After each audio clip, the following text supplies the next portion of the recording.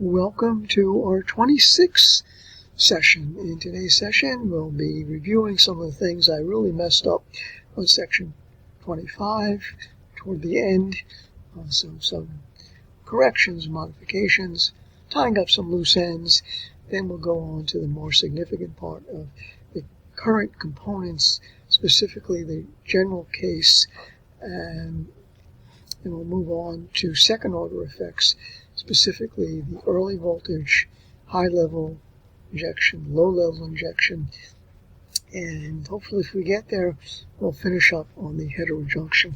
We probably have one more session where we'll review the heterojunction and then move on to some solved problems before we make the big transition to the right side of the device structure tree, and we'll start talking about the metal oxide semiconductor and the metal oxide semiconductor field effect transistor, or MOSFET, M-O-S-F-E-T. But to start things off, we'll enjoy a marvelous performance of the ever-popular Radetzky March, and we'll see you in about 3 minutes.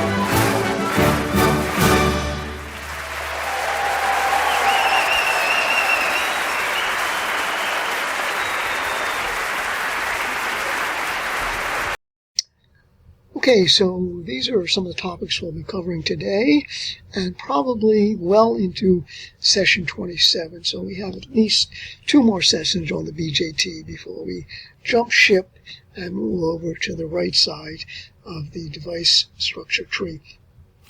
Okay, so first we're going to tie up some loose ends.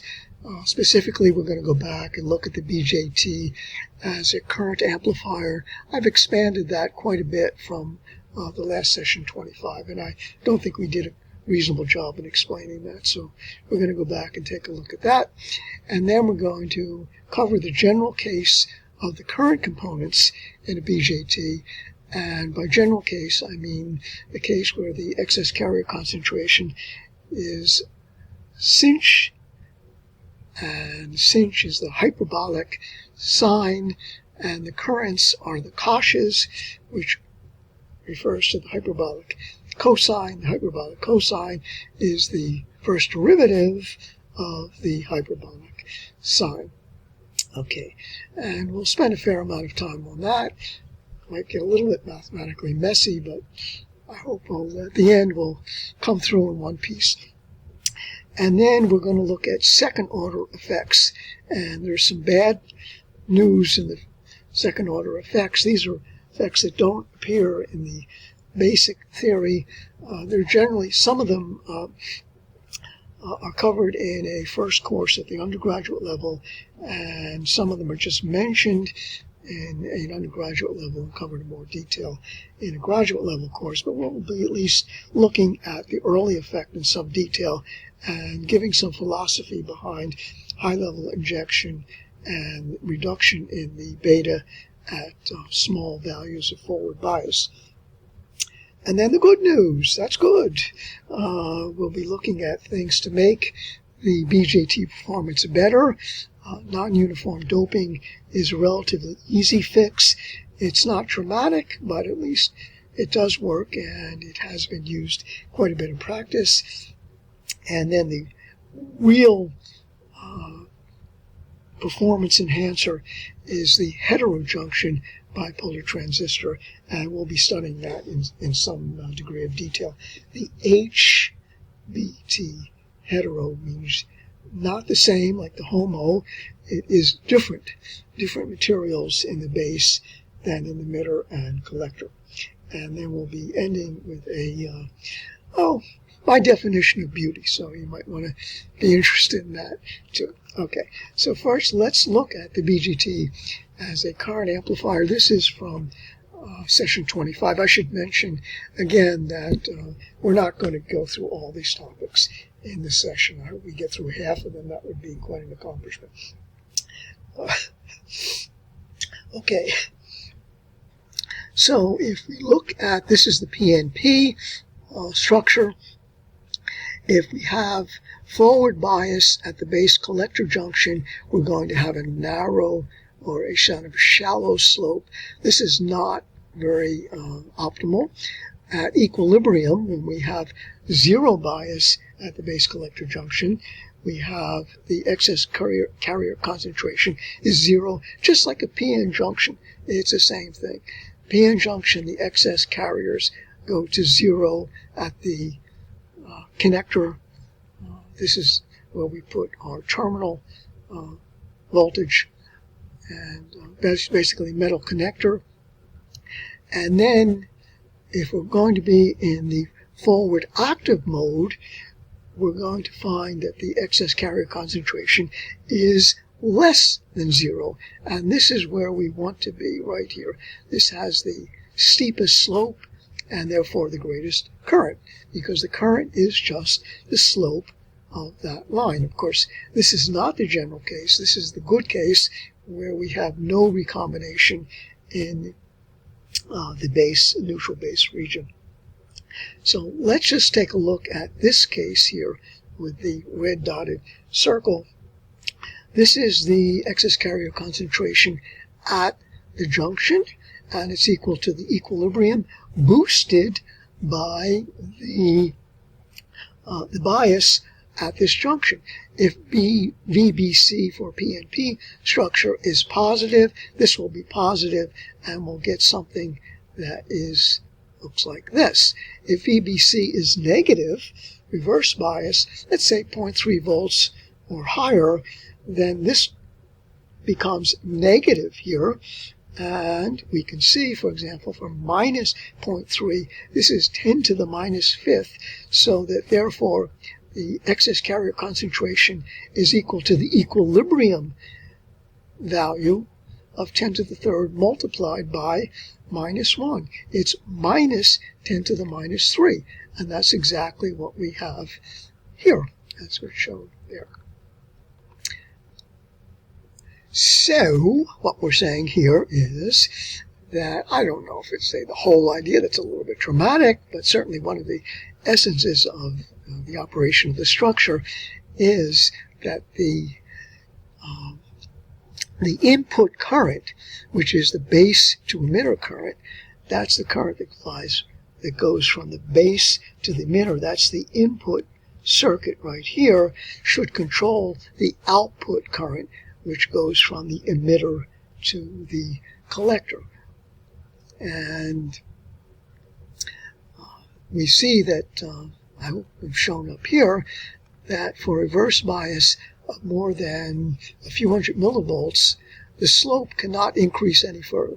This is as high as it can go, the best we can do, and at this point, if we go any higher, this number stays the same. Higher in reverse voltage, this number stays the same, the current stays the same, the collector voltage has no control over the collector current. VEC loses control. That's exactly where we want to be. Okay, so a little bit on a notation here. If we look, this is for the PNP. We see that VEC, which is the voltage from the emitter to the collector. Why do I put E here? Well, because this is positive, the emitter is positive, forward bias, and the collector is negative. So generally the first letter refers to the positive and the second letter refers to the more negative. VEB, the emitter is positive with respect to the base. Now if we add them up, VEB plus VBC, we get VEC. Notice the B's cancel out here. So that's the general expression. And if it is a NPN, this would be VCE equals VBE. Everything's reversed, plus VCB. So it's really the same thing, just reversed, because if we're an NPN structure, instead of being positive here, we're negative here. And instead of being negative here for an NPN, we're positive. So everything is just flipped, and that's shown here. This is the PNP, which we saw before, and this is for the NPN, and we see that all the letters are reversed. But the important thing is that we are forward biased here, reverse biased here for the forward active, and we're still forward biased here and reverse biased at the base collector junction. Okay, this is the output characteristics. What do I mean by output characteristics? We have the output current, which excuse me, which is a function of the output voltage. Output voltage is the voltage between the emitter and the collector. Now, what is the tip-off that we are NPN rather than PNP? It's VCE. And VCE is generally used for the NPN structure. So this is for the NPN. However, it wouldn't matter. Everything would be exactly the same for the PNP, except all the letters would be reversed. This would be VEC, and this would be VBC. But everything else would be precisely the same. And again, we notice for the PNP, the letters are reversed. Now, I've put in 5 points in red. And let's go through those points one by one to see how this crazy thing works. Okay, let's start with point 1.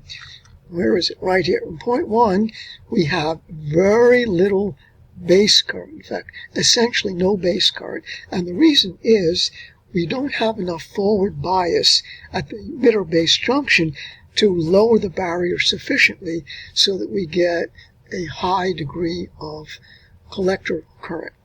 You have very little current coming in from the emitter because the barrier is just too darn high. It doesn't matter what the collector voltage is, we still get very little current, because even if we have, let's say at this point 1, we have lots of reverse bias at the base collector junction, but there's nothing to suck up because there's nothing coming in. If there's nothing coming in, there's nothing coming out.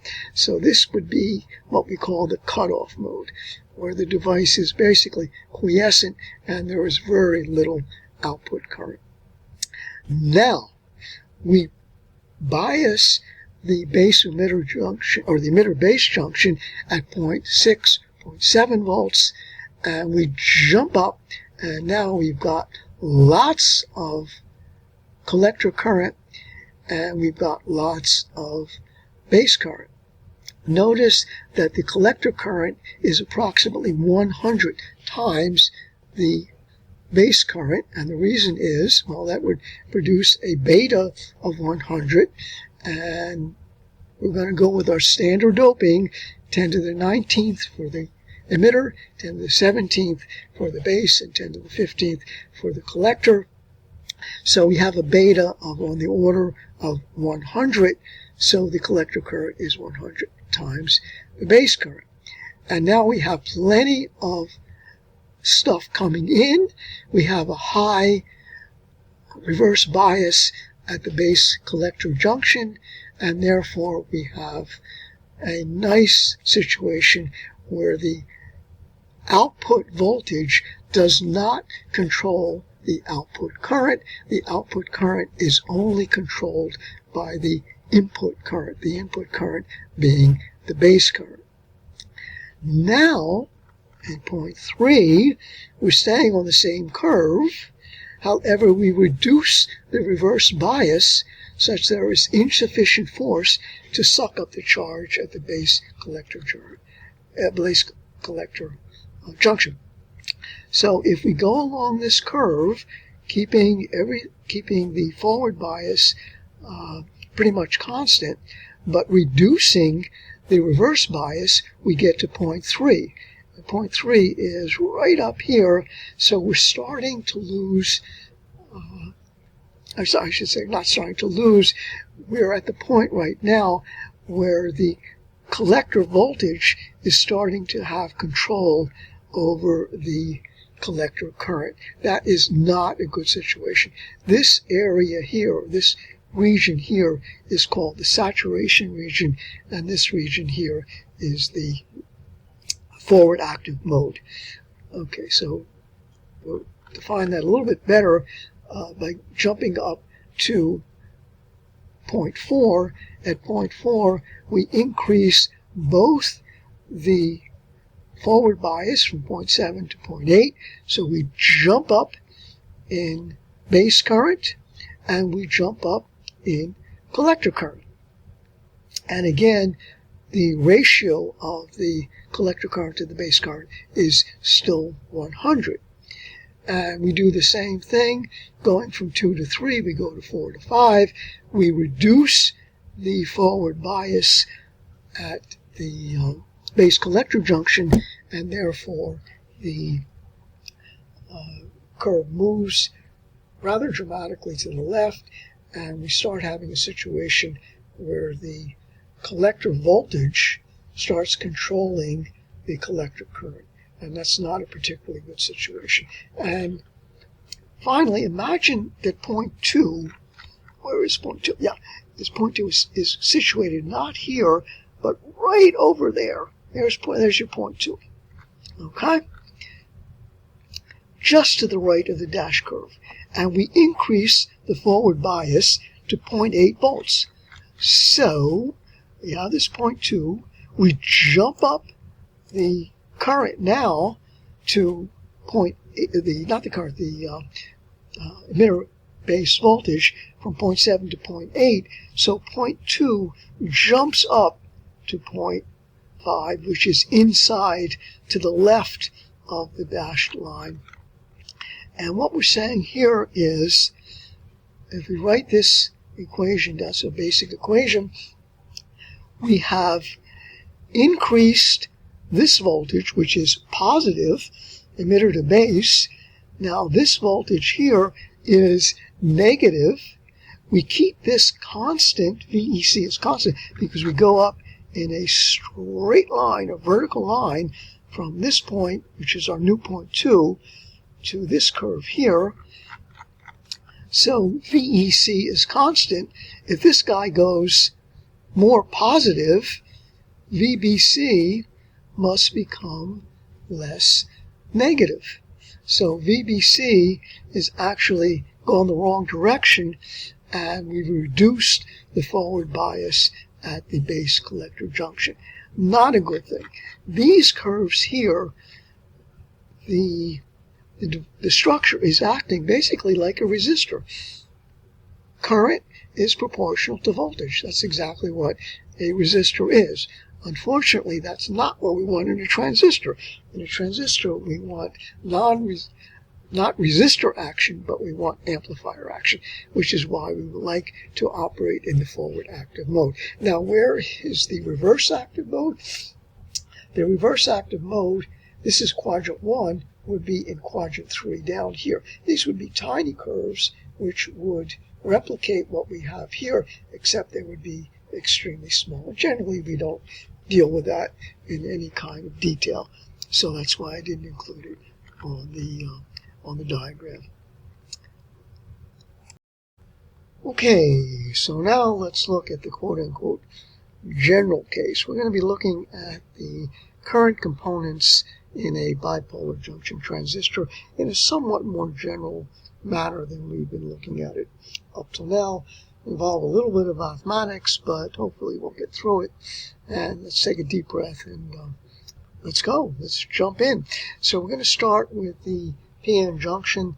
This is a heavily doped p side, lightly doped n side. So we consider the holes which are injected from the p into the n. Of course, there are also electrons which are injected from the n into the p, but the majority are the holes which are injected from the heavily doped side into the lighter doped side.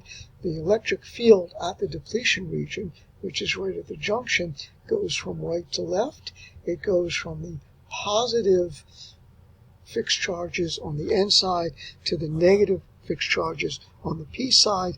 We have a forward bias because the p side has a positive voltage which opposes the internal electric field, and we're using this point right here. We're going to call that X sub C. We're going to change that when we look at a bipolar junction transistor. It's just notation, and I suspect the C refers to the fact that this is the contact. So we found before, for the general case, where we don't make any assumptions, that we have some recombination, not too much, hopefully. We get a cinch, and it's a function of the variable x prime, and this is a constant, the cinch of x sub c divided by L sub p, where L sub p is the diffusion length in the n-type quasi-neutral region. Okay. Now, in a p-n junction, of course, there's only one bias, which is labeled as V sub A, and if we modify this expression for a emitter-base junction, we'll have basically the same thing, except instead of x sub c, we'll put in the neutral quasi-region in the base, which we call W sub b. Keep the variable the same, x prime, and keep the diffusion length the same, LP, whereas here, instead of having V sub A, we have the voltage at the emitter-base junction, V sub EB. That's the voltage that we apply, not the internal voltage, the voltage that we applied externally at the emitter-base junction. Everything else stays the same. So, if we look at the boundary conditions, they're really important. The boundary condition at x equals 0, which is right there, actually it's just to the right of the depletion region. We haven't shown it here, but there's a little bit of a depletion region, so the x equals 0 is right at the point where the depletion region meets the quasi-neutral region. That's what we call 0. So we stick in 0 here, and everything cancels out, and we get exactly what we should get, which is the equilibrium concentration of holes in the quasi-neutral region, the quasi-neutral end region at the point 0, and it's equal to the equilibrium constant multiplied by the boost. So if we have a bias of 0.6 volts, then we would have a boost of 10 to the 10th. And at x prime, x prime equals W sub b, which is right here, then we clearly, where is it? Must be here. Yeah, we get WB minus WB, which is 0, and the sinh of 0 is 0, so we get the equilibrium, the excess equilibrium concentration is 0, and that's exactly what we'd expect. Here we show this 3 cases: the short base, which is linear; the narrow base, not so good, which dies out well before we get to W sub b. This point would be W sub b, not shown on the graph here. And in the general case, it's intermediate between those two. And of course, the current is just equal to the area, cross-sectional area, the charge, 1.6 10 to the minus 19th coulombs, multiplied by the diffusion constant of holes, even though they're in N-type material, multiplied by the derivative. And the derivative of the sinh is the cosh, which is why we have a cosh here. We bring down an L sub p, and that's it. Okay, and this part here is just Pn0. Now, this is what it is. However, we're going to modify this a little bit, and we're going to put a minus sign in here. So stay tuned for that. Okay, so this is the BJT, the base region of the BJT, and now we've added an emitter to our PN junction, and of course we added a collector. We are showing explicitly here the depletion regions. Notice that the depletion region on the emitter side is extremely narrow because the emitter is doped degenerately, 10 to the 19th. The depletion region on the N side, doped 10 to the 17th, is much wider. It's the same here. The depletion region at the base collector junction is approximately the same as it is on the other side, but the depletion region on the collector side is much, much wider because the collector is much less heavily doped. It's lightly doped. 10 to the 19th, 10 to the 17th, 10 to the 15th. And that's why we show the depletion region on the collector side is much wider than on the base side. And that's going to have some interesting ramifications later on. Again, we show the internal fields here. This is the internal field at the emitter base junction, points from right to left. So when we want a forward bias, we need an external field which goes the other direction, and the internal field at the base collector junction is from left to right, positive to negative. Notice that they are in opposite directions, and I should just clarify this is in the forward active mode. Okay, we're going to be looking at the excess carrier concentration at the emitter base junction, delta P sub n, and that's basically what we'd like to find. Okay, so we begin with equation 1488, refers to the text, and this is what we found. You can go back and look at it again. But here we have the excess concentration. We can either use N or B, it doesn't matter. If we're using a PNP structure, then the B base is really N-type. So I'm going to go back and forth, and hopefully we'll become relatively comfortable with either notation. So here it's a function of x. This really should be x prime. I'll make that correction, but you hopefully will realize that that should be x prime. That's our variable, is x prime.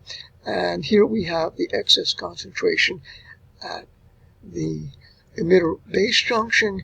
Here we have the effect of the base collector junction. So this is what we did not have in a p-n junction. It's what we do have in a bipolar junction transistor. We can look at the boundary conditions at x prime equals 0.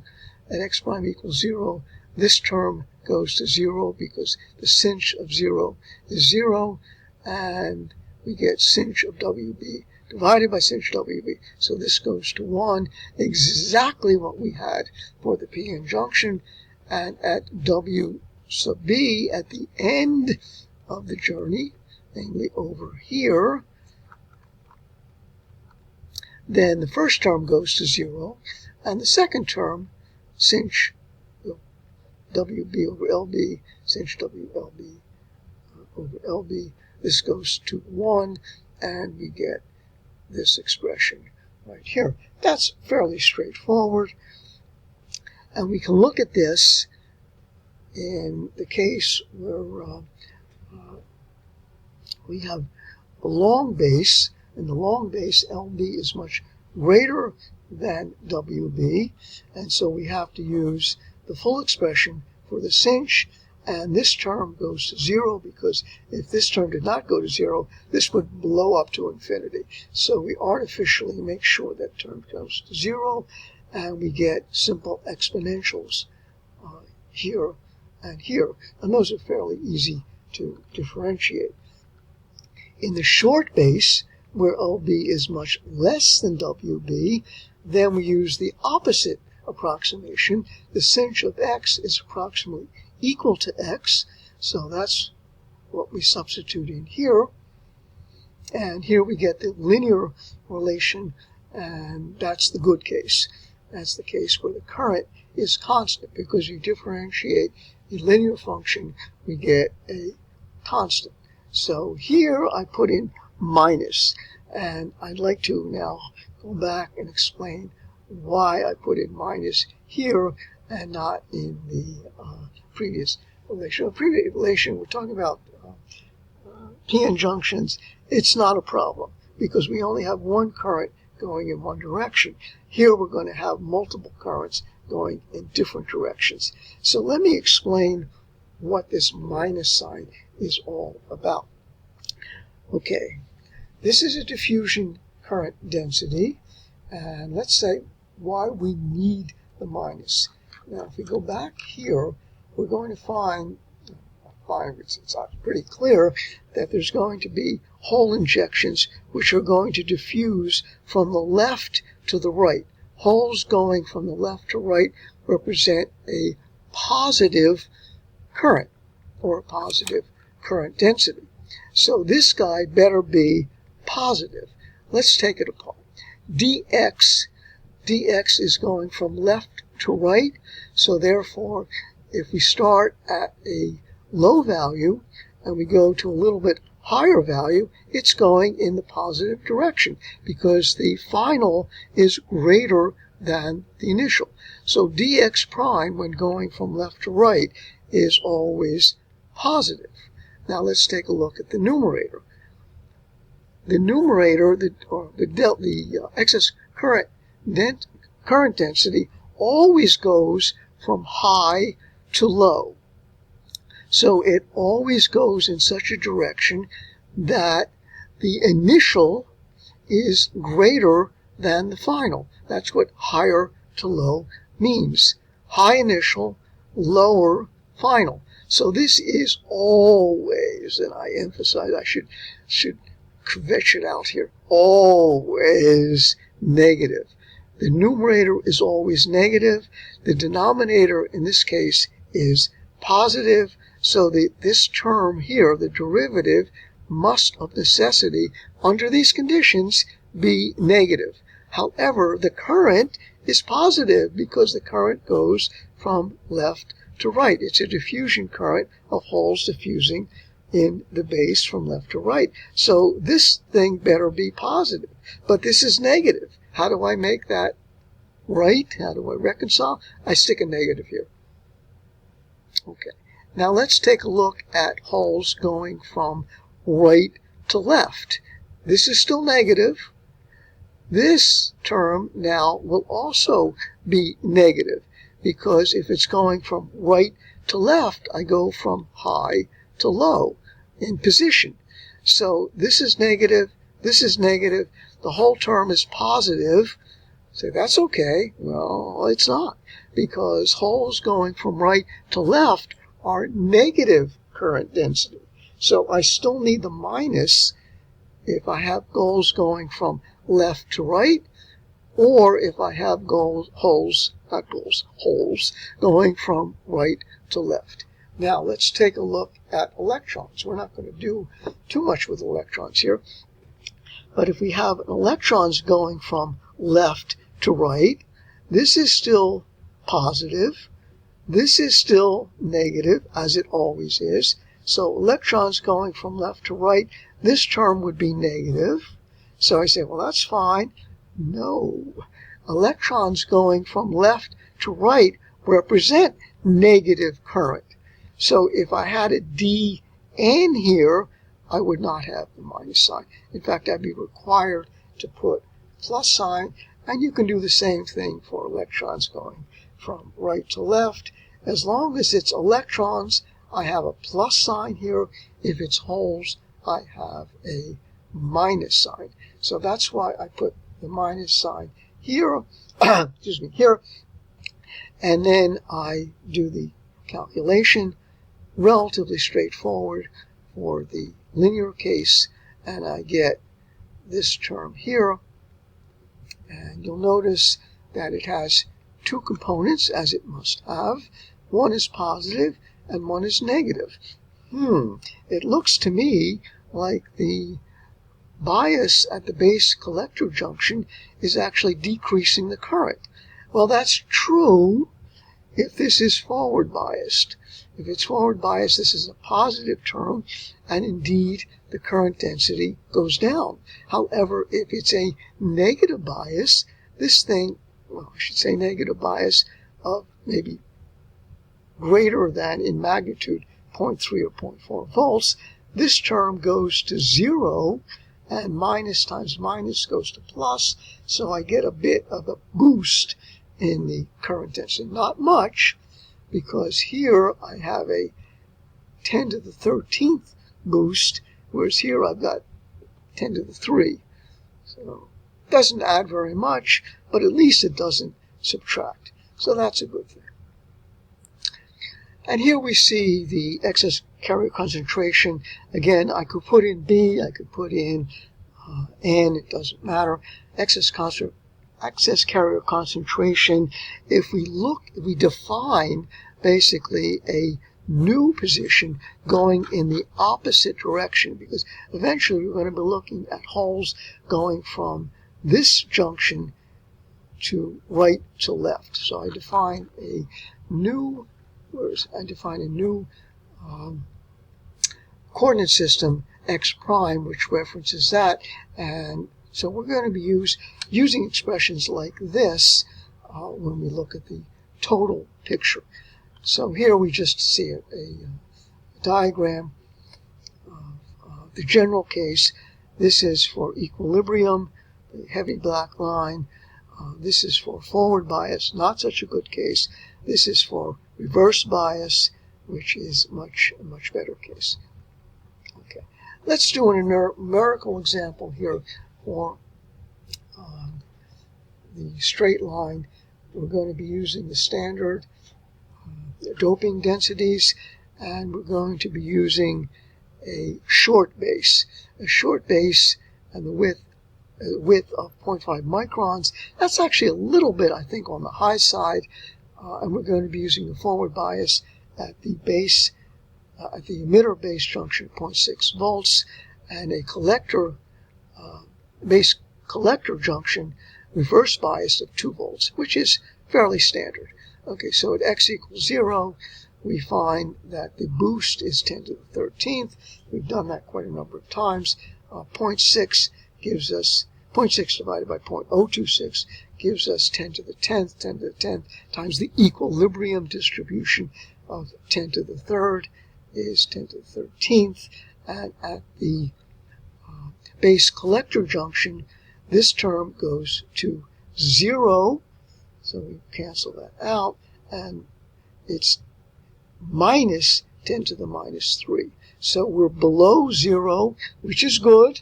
It gives us a little bit of an extra boost, but of course 10 to the 13th, if we add 10 to the 3 to that, not so dramatic. Anyway, the important thing is I can wiggle this reverse bias. I can go from minus 0.3 volts to minus whatever, minus 10 volts, and this doesn't change. So I get a really very good situation. This is the forward active mode. So I put these in. This should be minus here, but I don't have to worry about it because I'm just worried about magnitudes. But if you want to be really precise, you should make this a minus sign here. This is Q, and we're going to assume a diffusion constant of 30, which is not totally unreasonable, a little bit on the high side, but more or less in the ballpark. So I just take the derivative. Since it's a line, I just use the point slope method, and the boost 10 to the 13th divided by the width of 0.5 microns, which is 0.5 times 10 to the minus 4th centimeters, and I get a grand total. These numbers were made to give a grand total of about 1 amp per. This should be 1 amp per square centimeter, so please correct that, and I will also correct that. Current density is not amps per cubic meter.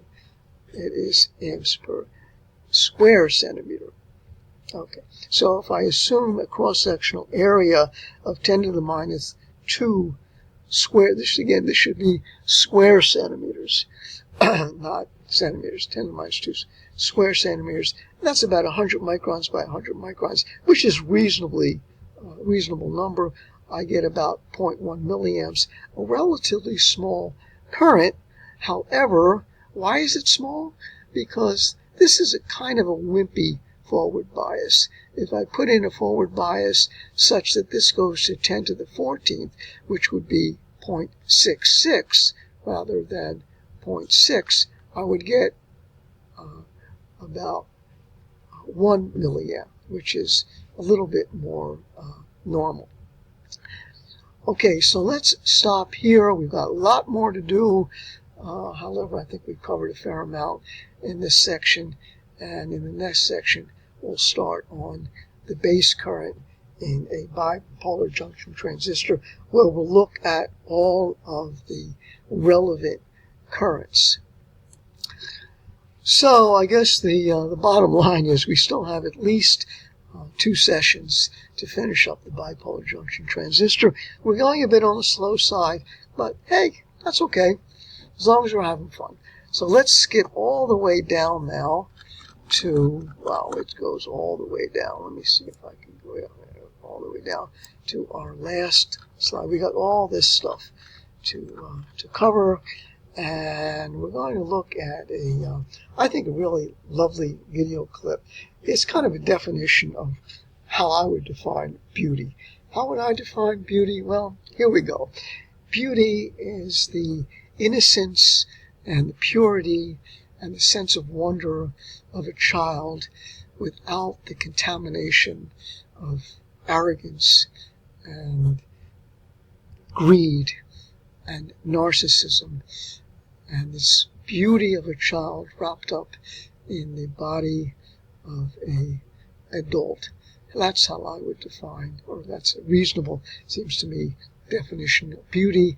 And we're going to hear a clip from a children's movie, for children of all ages, a clip from the marvelous movie 1953, Lily, and we'll see you next time. What'd you say to her? She's disturbed. I didn't say anything. Well, you better make it up. Be nice to her. How? Well, let's see now. I've got it. Flatter her. What? Flatter her. Say she's pretty. Oh, Marguerite's very pretty. Louder. I'll do it. Marguerite is very pretty. She has a face like a mountain goat. Oh, and she's witty. She has the brains of an angleworm. I heard that, Reynardo. Uh-oh. I heard what you said, Reynardo. You're a wicked, insulting no-good, and I'll have nothing more to do with you. She's very upset now. Be nice to her. Ask her to dance for us. Will you dance for us, Marguerite? What? Oh, well, thank you. I don't have my ballet slippers, but I'll try. Sing something, my dear. Anything you know. Oh, well, Any old thing. I remember Hi Lily, Hi Lo. Sweet. It's just an old song, but I used to sing it with my father. It'll do. On every tree there sits a bird. Come on, you know it. Come on, let's hear it. On every tree there sits a bird, singing a song of love. On every tree there sits a bird, and every one I ever heard could break my heart without a word, singing a song of love. A song of love is a sad song. Hi lily, hi lo. A song of love is a song of woe. Don't ask me how I know. A song of love is a sad song, for I have loved and it's so. Hi lily, hi lo, hi lo. Hi lily, hi lo. Hi lily, hi lo, hi lo. Hi lily, hi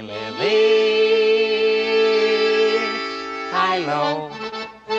A song of love is a sad song. Hi lily, hi lo. A song of love is a song of woe. Don't ask me how I know. A song of love is a sad song, for I have loved and it's so. Hi lily, hi lo, hi lo. Hi lily, hi lo.